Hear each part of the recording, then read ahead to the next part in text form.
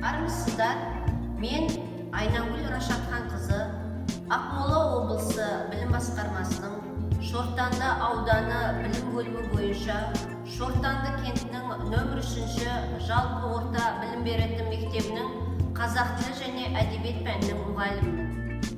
Осы педагогикалық идеялар панорамасы байқауына көркем шығарманы поп-ап интерактивті кітап арқылы оқыту және оқылым дағдысын дамыту тақырыбы бойынша жұмысымды алып келдім. Жұмыстың негізгі мақсаты поп-ап интерактивті дизайн арқылы көркем шығарманы жандандыру, білім алушыларға шығарманың мазмұны негізінде 3D әсерін жасайдың көлемді фигуралар арқылы кітап жасап үйрету, білім алушылардың көркем шығарманы оқуға деген құштарлығын арттыру.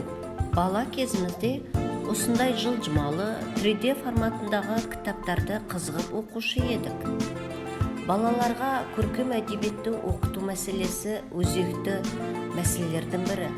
Бүгінгі ғаламтор мүмкіндіктері, жаңа технологиялар, гаджеттер жас ұрпақты өзіне баурап алғандығы жасырын емес. Білім алушының көркем шығарманы оқуға уақыттарын бөлудің орнына ғаламтордағы қысқаша ақпаратпен қанығуды жөн санайды. Осындай балаларды қызықтыратын, олардың көркем шығармаға қызығушылығын арттырудың бірден бір жолы поп-ап стиліндегі қалқымалы интерактивті кітап. Кез келген интерактивті кітаптың негізі бұл суреттермен ғажайыптар болатын қысқа мәтінге байланған сурет. Бүгінгі интерактивті кітап бұл әртүрлі әдістермен әдістердің үйленісі. Поп-ап дегеніміз не? Поп-ап ағылшын тілінен аударғанда күтпеген жерден пайда болады, я болмаса пайда болды дегенді білдіреді. Баспа ісінде поп-ап бұл қағаздан 3D жасау өнері суреттерді ашу кезінде жылдам болатын механизмдермен суреттер оларға алға немесе жоғарға қарай созылып көлемді болады, ал қосылған кезде текст болады. Поп-ап механизмдері интерактивті панорамалық кітап жасайды.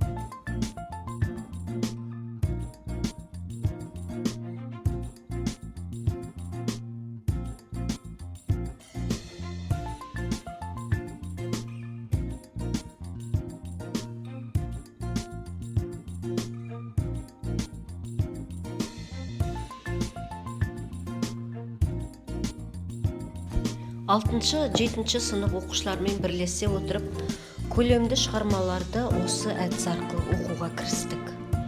Алдымен Мағжан Жұмабаевтың Батыр Баян поэмасын оқуға тапсырма бердім. Сонда сыныптың 50% ғана поэманың оқып бітірген. Ал қалған оқушылар поэманы оқымады. Одан кейін оқушыларға қажетті құралдарды бердім. Және топқа эпизодтарды бөліп бердім.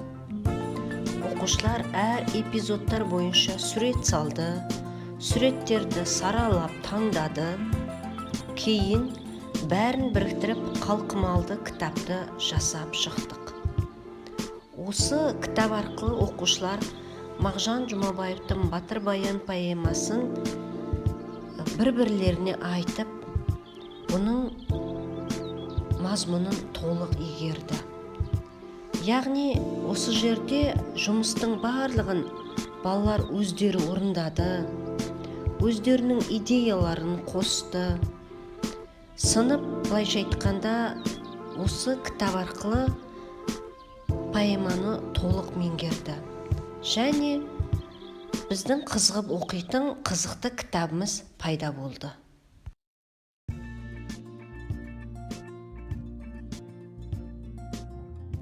Кішкентай кезінде Құмаш өзінің үйіне әкеліп асырайды. Бірақ та Көксерек Құмашты қатты жақсы көреді.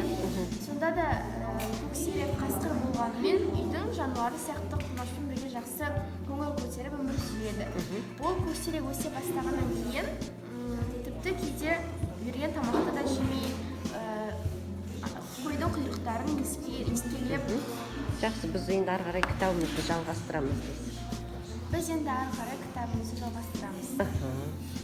Мұхтар Әуезов және оның шығармалары туралы айтамыз.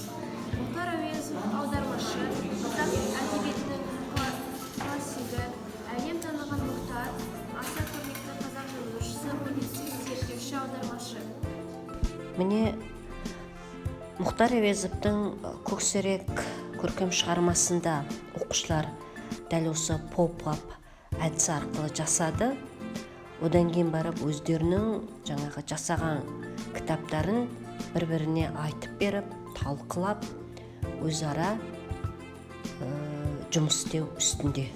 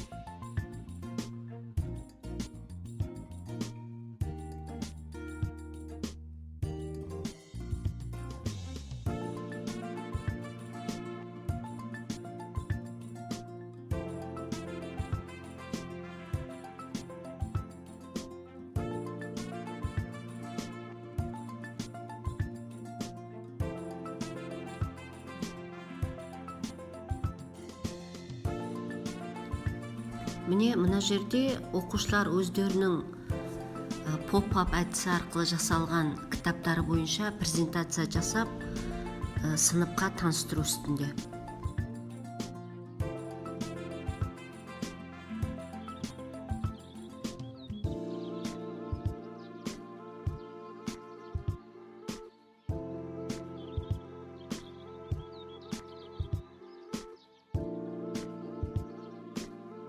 Мұнда оқушылардың ұсынысы бойынша біз келесі кітапты жасау үстіндеміз. Оқушылар өз презентацияларын жасап отыр.